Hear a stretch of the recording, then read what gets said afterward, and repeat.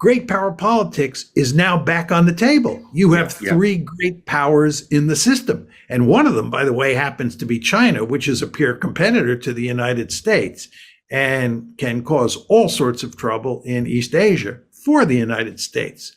This world that we now live in, this multipolar world, is very different than the unipolar world. This is why so many young people, not older people like us, John, who grew up in the Cold War, where great power politics was alive and well because it was a bipolar system. But for people younger than us who came of age in unipolarity when the United States dominated the system, great power politics is a way of thinking about the world that's foreign to them. They've never really experienced it because they didn't live during the Cold War. But we're back in a world where great power politics is front and center, both in Asia and in Europe. In Asia with the China-US competition, and in Europe with the US-Russian competition, mainly over Ukraine.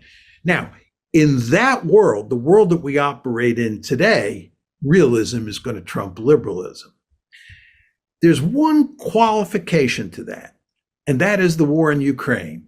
And my argument is that the war in Ukraine is a vestige of unipolarity. It's a vestige of liberal hegemony. It all started back in the 1990s with NATO expansion.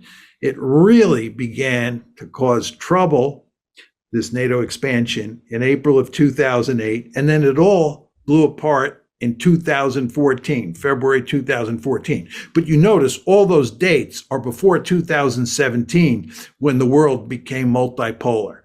So my argument is that this crisis or this war in Ukraine is a vestige of unipolarity.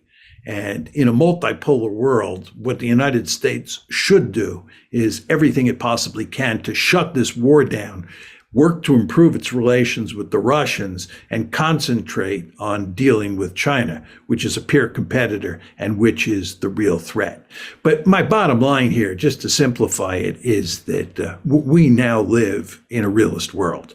That liberal world that existed in the unipolar moment is in the rearview mirror.